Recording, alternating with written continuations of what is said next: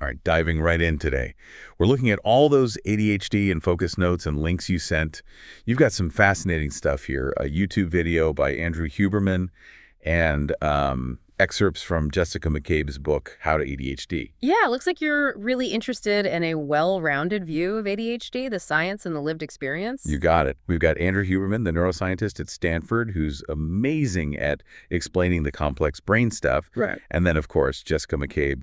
You know her, the How to ADHD YouTube channel.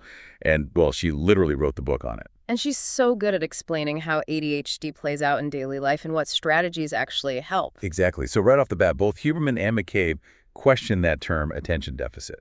McCabe even says it's completely wrong. It's such a key point. It's not that folks with ADHD lack attention. Sometimes they even hyper-focus on things they're into. It's more about regulating and directing that attention. That's the tricky part.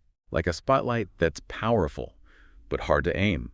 Sometimes it's super focused, other times it's scattered everywhere. Do you ever feel that way, even if you don't have ADHD? I know I get sucked into projects sometimes and lose all track of time. That's a perfect example of how attention varies for everyone. But what's interesting is that Huberman goes into the brain chemistry and says lower dopamine levels are a big factor in ADHD. Dopamine, that's the feel-good chemical, right? Exactly. And it's crucial for motivation and reward. So with lower dopamine, it's harder to stay focused on things that aren't instantly gratifying. Like the brain's always seeking that dopamine hit. So that's where meds like Ritalin come in, boosting dopamine.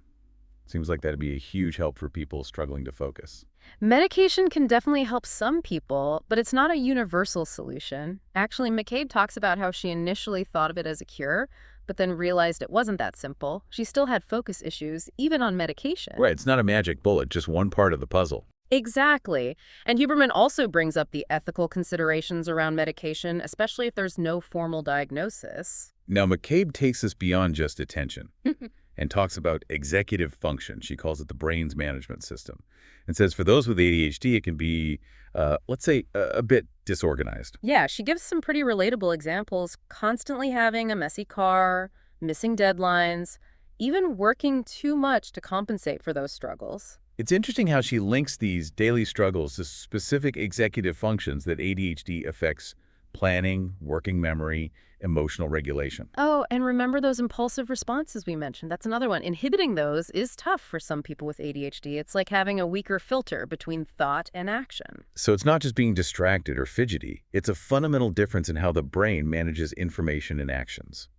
Which makes me think, how does this affect someone beyond just those individual struggles? Well, it gets even more complex because, as McCabe points out, ADHD is rarely alone. It often intersects with other neurodevelopmental stuff, mental health, social identity, cultural expectations. It's a lot. Like she mentions her own experience with anxiety and how it's all mixed up with her ADHD. Yeah. And being a woman in a society with certain expectations adds another layer. It's like all these threads are woven together, making a unique experience for each person. Exactly. She tells the story about struggling to get ready in the morning, overwhelmed by all the choices, what to wear, eat, what to do first.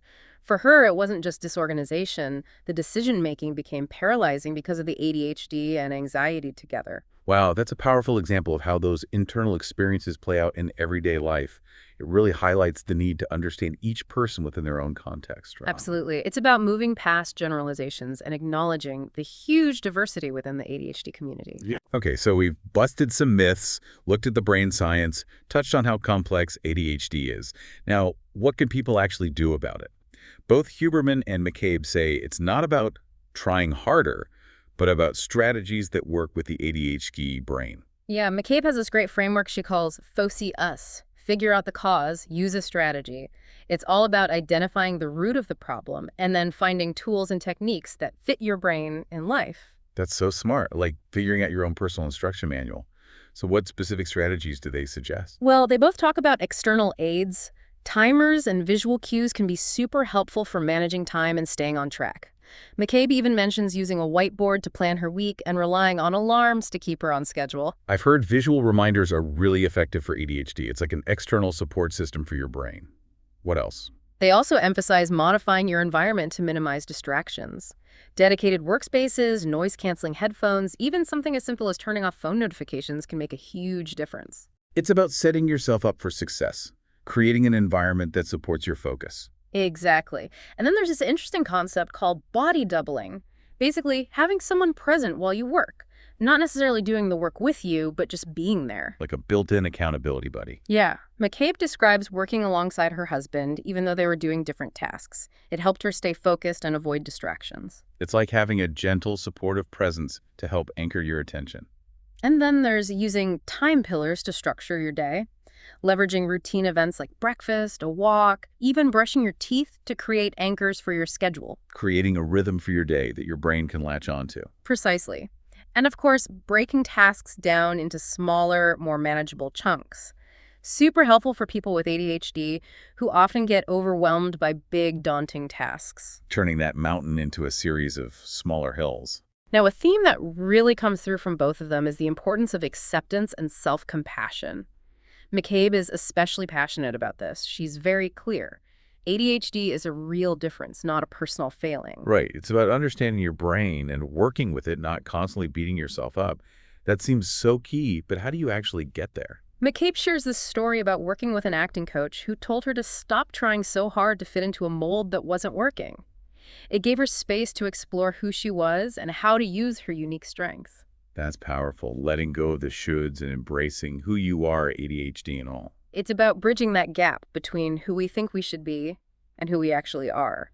Understanding ADHD helps with that by providing a framework for realistic expectations that fit your brain. It's like finally getting the right user manual for your brain. So we've been talking about self-acceptance, but McCabe doesn't just stop at the individual level. She wants us to think about how to make the world more inclusive, more accessible for everyone, whatever their brain's like. Yeah, it's a big shift from just coping on your own to actually pushing for systemic change. Exactly. She brings up this idea of universal design, where environments are designed to be ADHD friendly from the get-go. What kind of stuff are we talking about? Well, think about things like flexible deadlines.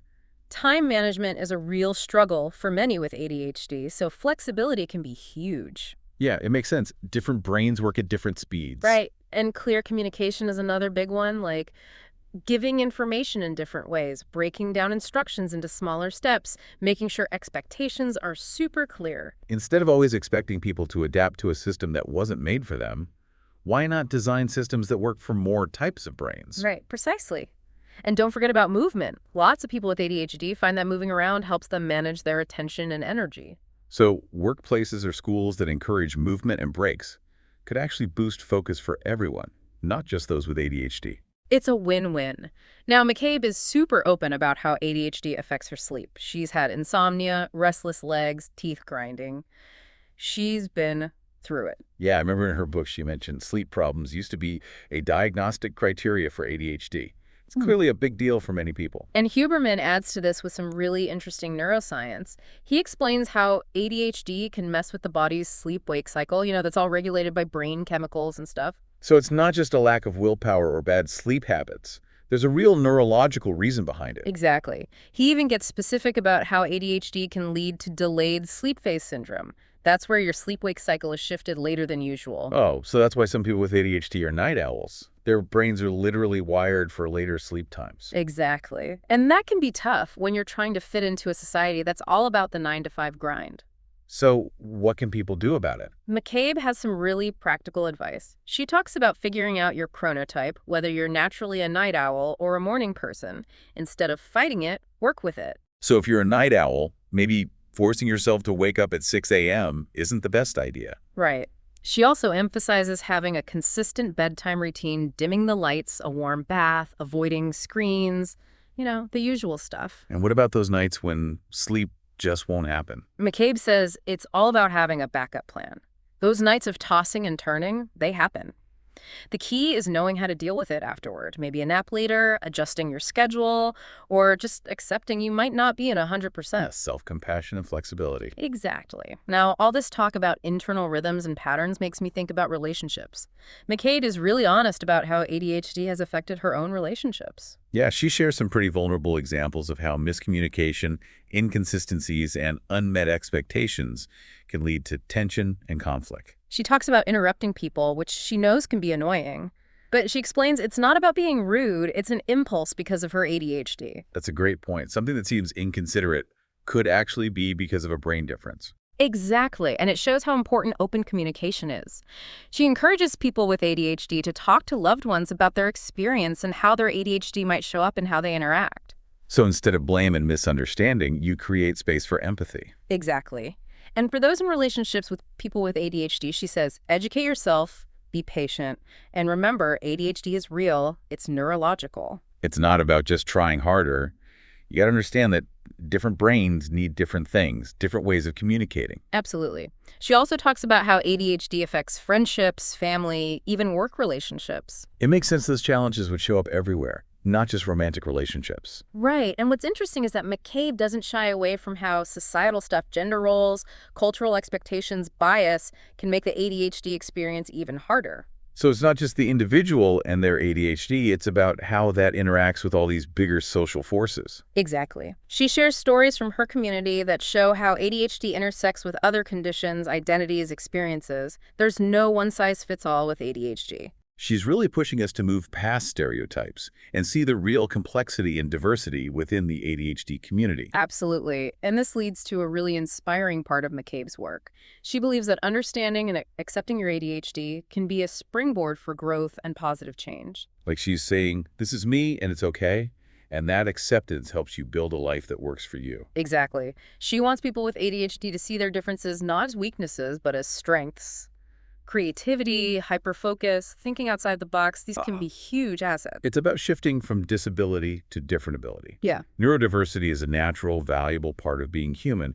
It makes you wonder, how do we go from that individual acceptance to a world that's more accepting for everyone? That's a great question. McCabe actually talks about that directly. She doesn't just stop at individual empowerment. She wants us to be advocates for change in our relationships, workplaces, communities, to create a more inclusive and accepting world. She reminds us that those strategies we discussed, timers, visual cues, body doubling those, aren't just for coping. They can help normalize neurodiversity and fight the stigma around ADHD. So by using those tools openly, talking about our experiences, we can change the conversation and make it okay to need extra support and ask for it without shame. Exactly. It's about a world where different brains aren't just tolerated, but celebrated for what they bring to the table. Now, we've covered so much here, brain science to personal stories to how society plays a role. What are some big takeaways for you? One of the biggest for me is that ADHD isn't a life sentence. Both Huberman and McCabe emphasize this. It comes with challenges, for sure, but they're not impossible to overcome. With the right knowledge, tools, and support, people with ADHD can live full, meaningful lives. It's about finding what works for you, trying different strategies, building a support system that gets you and your brain. Absolutely. And McCabe even shares stories about people with ADHD who are successful, happy, connected in their lives, both personal and professional. There's so much more to ADHD than just the struggles. It's like, hey, there's a whole community out there who gets it, who's been there, and who's thriving. You're not alone. But it makes you wonder, how do we navigate a world that wasn't really designed for brains like ours?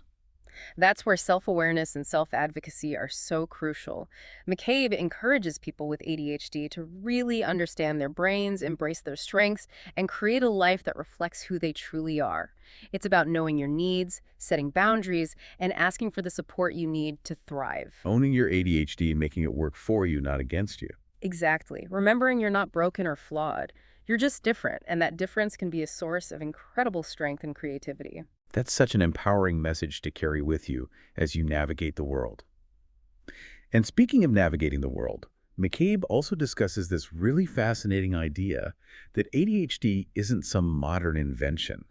She suggests it's likely been around for centuries, just not always recognized or understood. Right, and it makes you think about all the individuals throughout history who may have had ADHD but were labeled as different or difficult simply because their brains worked in a unique way. It's pretty mind-blowing to consider how their lives might have been different if they had access to the knowledge and understanding we have today. And now as we're starting to truly understand ADHD, we're seeing this explosion of research, new treatments, and a real sense of community emerging among people who share this neurological difference. And it feels like we're at a turning point in how we view and approach ADHD, which is really exciting. Absolutely. And with that turning point comes the potential for so much positive change, greater acceptance, more inclusion, and increased support for individuals with ADHD. Wow, we've really been through a lot in this deep dive, haven't we? The science, the challenges, the strategies, and even how society views ADHD. It's a lot to take in. It is, but I think the main takeaway from both Huberman and McCabe is this. ADHD is not something to be ashamed of. Right. It's just a different way of being in the world. It comes with its own strengths and challenges, just like anything else. And figuring out those strengths and challenges, learning how to work with your unique brain, that's where the real journey begins. Totally. It's about building a life that feels authentic to you, that fulfills you, that works for you. And that actually brings up a question I've been thinking about throughout this whole deep dive. How can we create spaces in our homes, our schools, workplaces, communities that truly work for everyone? Neurotypical and neurodivergent. That's the million-dollar question, isn't it? It's about moving beyond just tolerating differences and actually celebrating neurodiversity. Exactly. It's about recognizing that different doesn't mean less than. Right. And I think a lot of it comes down to education and awareness. The more we understand about ADHD, the better we can challenge those old stigmas. For sure. Understanding leads to acceptance, to inclusion, and ultimately to creating a world where everyone has the chance to thrive. Couldn't have said it better myself. So, to everyone listening, if you want to keep exploring this topic, I highly recommend McCabe's website and Huberman's video. You'll find so much valuable information there. Yeah, keep learning, keep that curiosity going. And remember, knowledge is power.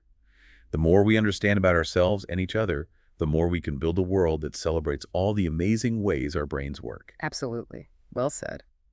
Thanks for joining us on this deep dive. Until next time, happy diving, everyone.